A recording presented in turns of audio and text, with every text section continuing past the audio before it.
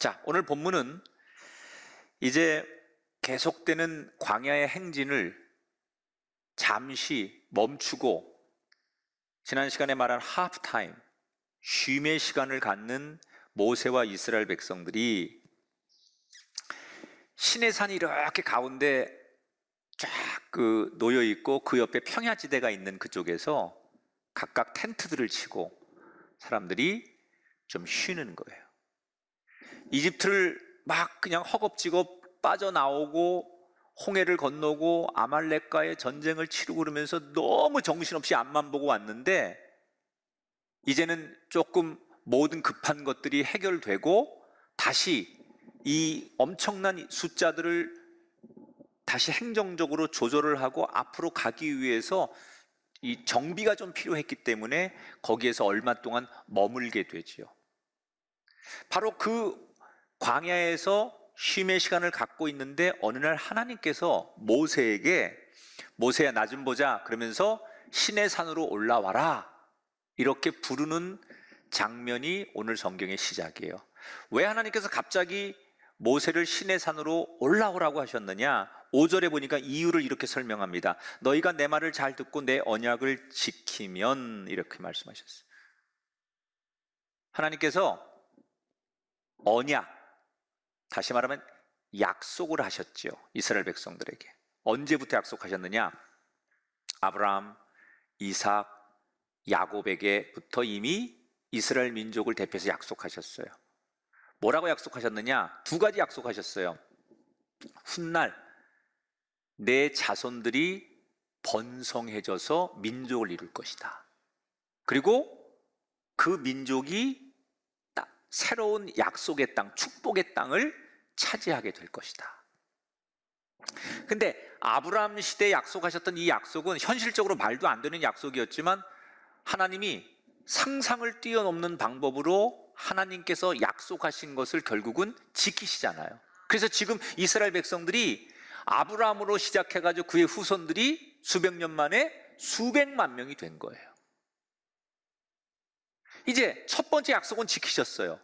그리고 두 번째, 땅을 너희에게 줄 거다라는 약속을 지키기 위해서 그들을 지금 애굽에서 이끌어내서 가나안의 축복의 땅으로 이끌고 계신 거예요.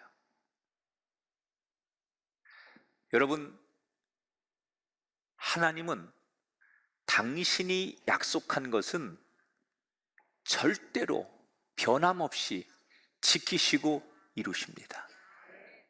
그런데 하나님께서 지금 이제 약속의 땅에 들어가면 이스라엘 백성들이 약속을 지키는 건데 그 땅에 들어가서 어떻게 살아야 될지를 하나님께서 말씀해 주고 싶으셨던 거예요. 두 가지 약속을 지키고 땅에 들어가는 건 분명한데 그러면 그 땅에 들어가서 그들이 어떻게 하나님과의 관계를 갖고 살아야 될지를 하나님께서 한 번 더 새로운 약속을 언약을 맺고 싶으셔서 모세를 올라오라고 한 거예요. 자, 모세가 시내산에 올라왔어요. 하나님께서 모세에게 말씀하시는 거예요. 5절 6절에 보니까 제가 새 번역으로 읽어드릴게요. 이제 너희가 정말로 나의 말을 듣고 내가 세워준 언약을 지키면 너희는 모든 민족 가운데서 나의 보물이 될 것이다. 너희의 나라는 나를 섬기는 제사장 나라가 되고 너희는 거룩한 민족이 될 것이다. 자, 하나님께서 모세에게 너희 민족이 내 말을 순종하면 내가 너희를 특별한 보물이 되게 하겠다. 여러분, 보물이 뭐예요? 가장 아끼는 게 보물 아니에요? 특별하기 때문에 절대 내줄 수 없고 뺏기지 않는 게 보물 아니에요?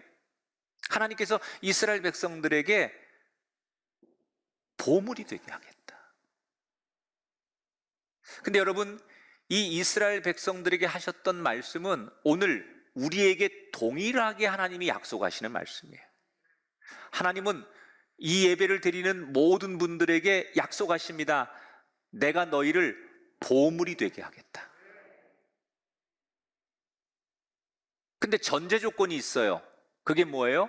하나님 말씀에 우리가 순종하는 거예요. 여러분, 하나님의 보물이 되십시오.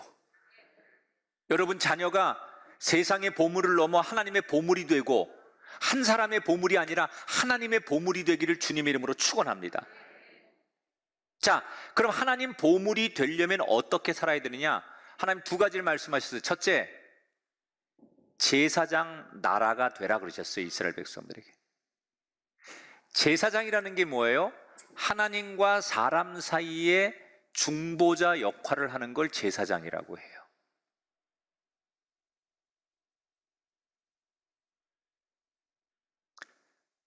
너희가 하나님과 사람 사이에, 온 세상 사람 사이에 중보자가 되어라. 이게 제사장으로서 하나님이 주시는 거예요. 근데 이스라엘 백성들은 이 제사장의 역할을 사실은 실패하지요. 왜냐하면 하나님의 의도는 온 세상 사람들을 하나님 앞에 이끌어서 하나님 사이에 너희들이 중간에 화해자가 되고 연결해주는 제사장이 되라고 하셨는데, 이걸 이스라엘 백성들은 선민의식으로 받아들여요. 그래서 우리만 특별하다, 이게 잘못되면 배타주의죠. 우리만 선택된 민족이고 우리만 하나님의 자녀고 나머지는 하나님이 그렇게 사랑하지 않고 우리가 죄인이다, 이건 하나님의 의도가 아니에요. 하나님이 말하는 것은 너희로 하여금 다른 사람들도 하나님의 백성이 되게 하라라는 역할을 준 것뿐이지, 제사장이 되어서 너희들만 특별한 혜택을 받는다는 얘기가 아니에요. 이스라엘 백성들이 이 지나친 배타주의나 우월주의, 선민의식에 빠져가지고 이걸 잘 못해요. 그래서 신약 성경에 가면 이 제사장의 역할을 누가 감당해요? 예수 그리스도의 핏값으로 만들어진 교회가 감당하는 거예요. 교회가 제사장의 역할을 감당해서 이 땅의 많은 사람들을 교회로 오게 하고 하나님 사이에 그들을 중보하게 하는 역할이 교회 역할이라는 거예요. 그런데 하나님께서 뭐라고 약속하셨느냐? 너희는 왕 같은 제사장이라고 그러셨어요. 그러면 여러분들이 이 땅에 내가 제사장의 역할을 감당하는 사람으로서 여러분 자녀, 여러분의 가정, 여러분의 이웃들을 하나님 앞에 인도하는 거룩한 제사장으로 쓰임받게 되길 주의 이름으로 축원합니다. 자,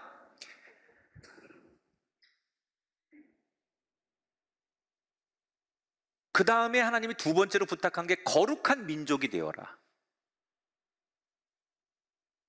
이 말은 어떤 얘기냐면 세상과 구별되라. 거룩이라는 것은 구별되라는 얘기거든요. 세상 많은 사람들이 있는데 그 중에 너희는 좀 달라야 된다, 구별되라, 이런 말씀을 하셨어요. 왜 구별돼야 되느냐? 우리가 세상 사람들을 하나님께로 인도하려면 내가 먼저 그렇게 살아야 되잖아요. 사람들은 직접 하나님을 보는 게 아니에요. 하나님 앞에 인도하는 사람을 보면서 하나님을 보는 거예요. 따라합시다. 나를 통해 하나님이 보여집니다. 그게 여러분 제사장의 역할인 거예요. 제사장은 그냥 제사장이면 안 되고 구별되어야 된다, 거룩해야 된다, 그렇게 말씀하시는 거예요. 자, 하나님께서 이 두 가지를 말씀하시면서 이걸 내 백성들에게 가서 전해라, 이걸 지킬 수 있는지. 그래서 모세가 시내산에서 하나님 음성을 듣고 알겠습니다, 그리고 얼른 또 밑으로 내려가서 백성들이 너무 많으니까 그 백성들을 대표하는 장로들만 불러가지고 하나님의 뜻을 전했어요. 그랬더니 장로들이 하나님이 그렇게 말씀하셨으니까 우리가 순종하겠습니다 라고 전부 다 사람들이 대답을 해요. 모세가 다시 백성들의 얘기를 듣고 산으로 또 다시 올라가요. 하나님 말씀을 전했는데 백성들이 다 그렇게 하겠답니다. 그때 하나님께서 너무 기뻐하시면서 뭐라고 말씀하시느냐? 그래, 그러면 내가 직접 시내산에 내려와서 너희 백성들과 언약을 맺을 것이다. 내가 직접, 이게 너무나 중요한 약속이고 중요한 계약이기 때문에 내가 직접 내려가겠다. 그러니 너희가 이 날을 위해서 나를 만나기 전까지 두 가지를 잘 준비하고 나를 만나라. 백성들을 잘 준비시켜라. 그러면서 두 가지를 뭘 말씀하셨냐? 10절 11절에 보니까 오늘과 내일 그들을 성결하게 하며 그들에게 옷을 빨게 하고 준비하여 셋째 날을 기다리게 하라. 자, 첫째 뭘 하라고 하느냐? 입던 옷을 다 깨끗하게 빨아서 새 옷으로 입고 준비하라 그랬어요. 왜 하나님께서 옷을 빨아서 깨끗하게 준비하고 나를 만나도록 해라, 이렇게 하셨을 거예요. 사실은 지금 이 사람들은 수백만 명이 옷을 빨 수 있는 형편이 아니에요. 지금 그들이 머물고 있는 광야잖아요. 식수를 구하기도 어려워서 목마르다고 물을 달라고 떼를 쓰던 그들이었는데, 그 모든 사람들이 빨래를 할 만큼 넉넉한 물이 있는 공간이 아니에요. 다시 말하면 하나님을 만나는 데는 우리가 내가 형편이 어떻고 지금 조건이 어떻고 내 상황이 어떻고 이런 것 때문에 예배를 나가는데 뭐가 어렵고 하나님 앞에 내가 봉사하는 게 뭐가 어렵고, 이거는 사실은 하나님이 원하시지 않는 예배의 자세라는 거예요.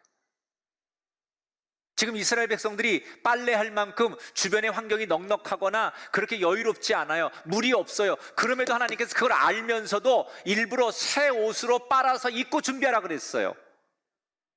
몰라서 그렇게 말하는 게 아니에요. 그들에게 형편을 주고 말씀하는 게 아니에요. 어떤 상황에서도 아무리 힘들고 어려워도 너희가 나를 만날 때는 그 어떤 것보다도 우선하여 최선을 다하는 마음을 가지라는 거예요.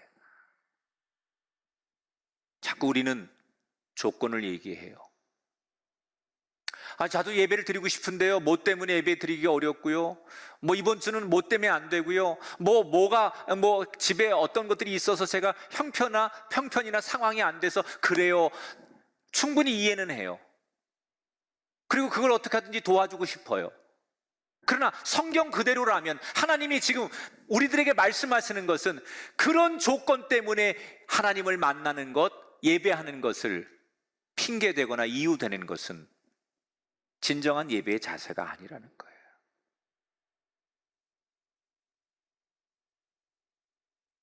왜 하나님은 이스라엘 백성들이 하나님을 만나는데 최선을 다할 것을 말씀하시느냐? 그 힌트가 두 번째 당부사항에 들어있어요. 12절, 너는 경계를 정하고 이르기를 너희는 삼가 산에 오르거나 그 경계를 침범하지 말지니 산을 침범하는 자는 반드시 죽임을 당할 것이라.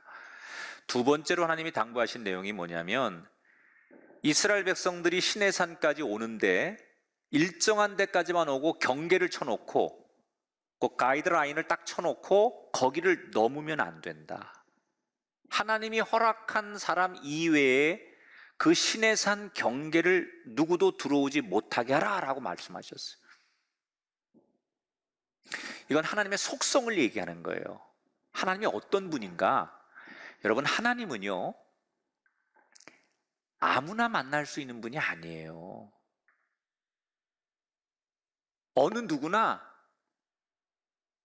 아무 때나 누구나 만날 수 있는 감히 그런 분이 아니에요. 그래서 하나님을 우리가 뭐라고 하느냐? 거룩하다고 해요.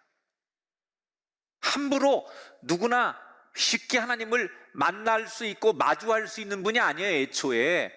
그런데 그분이 우리를 만나자고 하니까 우리가 만날 수 있는 거예요. 그분이 우리에게 허락하니까 만나는 거지, 감히 그분 자체를 우리가 아무 때나 만나고 싶다고 마주할 수 있고 그분의 이름을 부를 수 있고 그분을 우리가 쉽게 만날 수 있는 자체가 안 돼요. 그분은 다만 그분이 내게로 오라, 내가 너희를 만나리라 하니까 만나지는 거예요.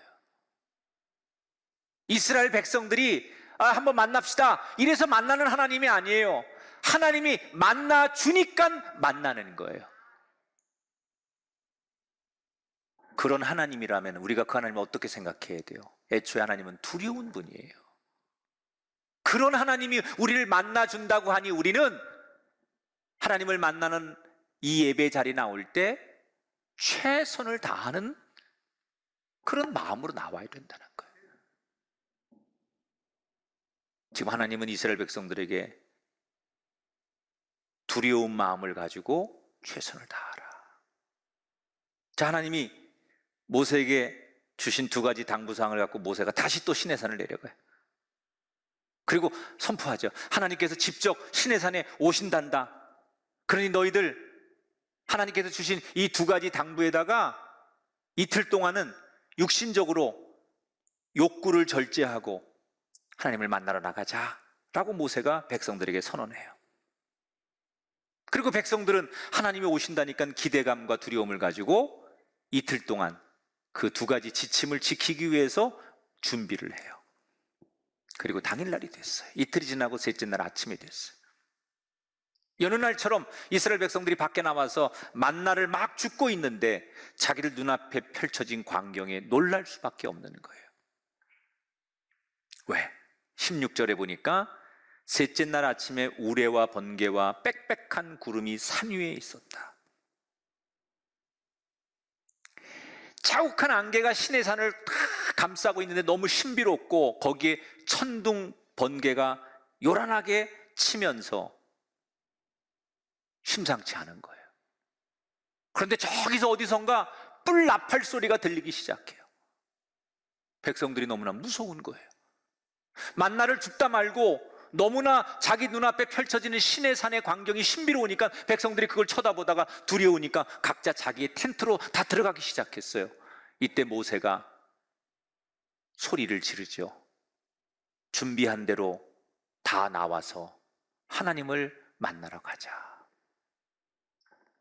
그 텐트에 들어간 백성들이 빨래한 새 옷으로 다 갈아입고 모세가 앞장서고 제사장들이 뒤에 서고 그리고 백성들이 쫙 해서 시내산 근처로 가는 거예요. 근데 이미 하나님께서 여기를 넘어오면 안 된다라고 정해주신 그 선이 있는데 그 선까지, 경계선까지 백성들을 인도하고 그 뒤에 쭉 서게 해요. 바로 그때 마치 화산 폭발이 일어나듯 시내산 꼭대기에서 막 연기가 나더니 산이 진동하기 시작해요. 이 순간이 뭐예요? 하나님께서 직접 불로 시내산에 내려오신 거예요.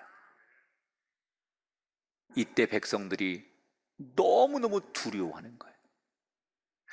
그 크고 위대한 하나님을 계속 말로만 들었는데 자기들 앞에서 그 하나님을 처음으로 만난 거예요. 그 하나님을 처음으로 가까운 데서 느낀 거예요. 물론 하나님은 영이시기 때문에 우리의 이런 실체로 나타나시는 게 아니죠. 하나님이 그렇게 영적으로 나타나는 건데 그 모습 앞에 이스라엘 백성들이 난생 처음 경험하면서 압도당하는 거예요. 그래서 너무너무 백성들이 두려워해요. 여러분,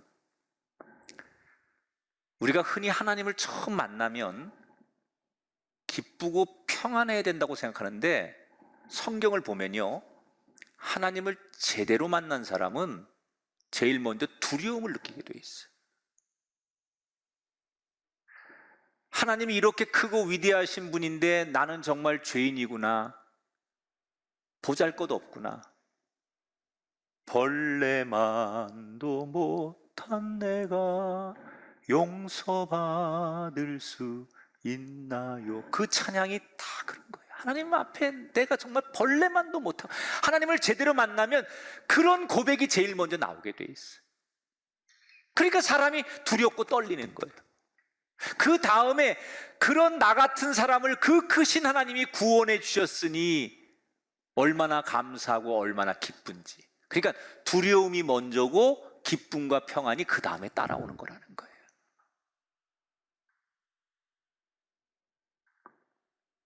이때 이스라엘 백성들이 다 두려워가 있는데 하나님께서 이스라엘 백성들 모두가 다 들을 수 있는 목소리로 한 사람의 이름을 부르세요. 모세야, 올라오너라. 근데 그 하나님의 목소리가 온 백성들에게 다 들리는 거예요. 온 백성들이 보는 데서 모세 이름을 부르시는 거예요. 내게로 오라. 모세가 다시 하나님 앞에 나가요. 그때 하나님이 다시 강조하세요. 뭐라고 말씀하시느냐? 다시 말하노니 어느 누구도 내가 정해놓은 경계를 넘어오지 못하도록 해라.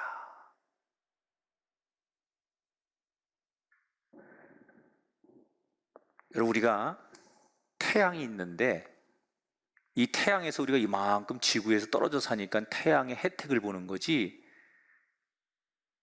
태양계로 가까이 가면 어떤 곳도 다 태양의 열에 녹아서 없어집니다. 죄인도 의인도 이 태양 앞으로 가면 다 사라집니다. 하나님은 태양을 만드신 창조주십니다. 그분 앞에 가까이 가면 누구든지 그 경계를 넘어서 그 경계 이상으로 가면 누구든지 하나님의 속성이 모든 사람을 죽음으로 만들 수밖에 없는 거예요. 그래서 하나님께서 경계를 넘지 말라고 말씀하시는 거예요. 그런데 이 경계를 넘지 말라는 얘기를 왜 두 번째 당부하실까? 아까 하셨잖아요. 백성들에게 전했잖아요. 그런데 왜 모세를 불러놓고 또 당부하시는 걸까? 그건 이미 지난 몇 차례의 사건을 통해 이스라엘 백성들이 하나님을 종처럼 부리려고 했잖아요. 심지어 물이 없다고 물을 달라고 하나님 앞에 협박하기도 했잖아요. 다시 말하면 지금까지 이스라엘 백성들은 하나님을 너무 우습게 봤어요. 그런데 오늘 이 사건을 통해서 하나님이 얼마나 대단하고 아니 무서운 분인지를 하나님이 똑똑히 보여주고 싶었던 거예요. 그리고서 하나님께서 그 말씀을 하신 다음에 모세에게 다시 내려가서 아론을 데리고 다시 올라와라. 그래서 모세가 산에 내려가서 자기 형 아론을 데리고 다시 하나님을 만나러 시내산에 올라가는 것으로, 그리고 모든 백성들이 그 신비로운 광경을 지켜보는 것으로 오늘 성경 이야기가 끝나는 거예요. 자, 오늘 설교 이제 마무리하면서 마지막으로 퀴즈. 모세가 지금 시내산에 몇 번 올라가고 몇 번 내려와요? 아까 설교를 들으셨구나. 공식적으로 3번 올라갔다 3번 내려가고 다시 아론을 데리고 올라갔다가 내려오는 게 총 사실은 8번이죠. 그런데 제가 마지막 이제 예배자, 하나님 앞에 서는 사람의 두 번째 자격이 이거예요. 시내산에 그렇게 8번이나 오르락내리락 하는 그 장면을 보면서 아, 시내산이 우리 여기 무슨 공원에 산책할 수 있는 조그만 동산 정도 되나 보다 이렇게 생각할지 모르겠는데, 시내산의 높이는 2285m예요. 한라산의 높이가 1985m잖아요. 한라산보다 훨씬 높아요. 그런데 여기를 모세가 지금 나이가 80이고 아론은 83입니다. 그런데 이 노인네가 여기를 8번을 왔다 갔다 했어요. 보통 성인들이, 제가 얼마 전에 제주도 갔는데 한라산 뭐 얘기 나오는데 아무리 건강한 사람도 한 3시간, 4시간 잡고 가야 된다는 거예요. 근데 모세가 지금 성경에 거뜬히 거기를 오르락내리락 해요. 어떻게 그렇게 할 수 있을까요? 하나님이 물론 은혜 주시고 힘을 주셨기 때문이지만 그걸 얘기하려고 하는 게 아니라 모세가 건강했다는 거예요. 건강했다는 거예요. 자, 제가 여러분에게 하나님을 만나러 나오는 사람의 중요한 조건 중에 하나가 뭐냐? 건강을 지켜야 된다는 거예요. 우리는 흔히 신앙생활을 영적인 생활이라고 말해요. 맞습니다. 신앙생활은 우리의 영혼과 관련된 거예요. 그런데 그래서 우리는 영혼만 신경 써요. 내 영이 기쁘고 영으로 찬양하고 영적인 생활이니까 영적인 거에만 관심을 둬요. 근데 그건 착각이에요.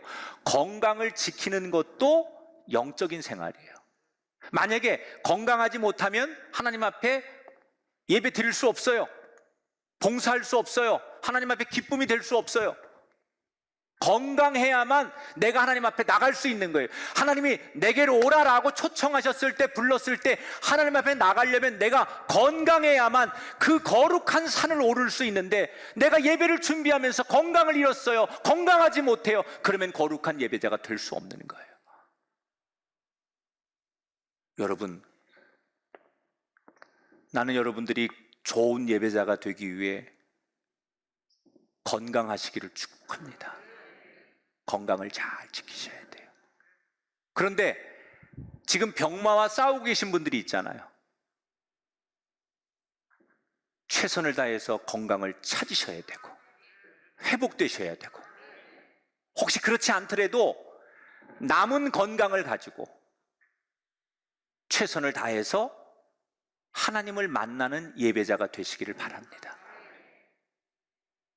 여러분, 최고의 하나님을 만나기 위해 최선을 다해서 준비하십시오.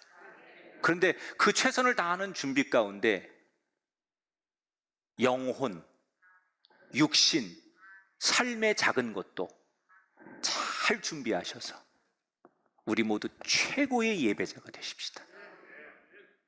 오늘 하나님 우리에게 가르쳐 주는 거예요.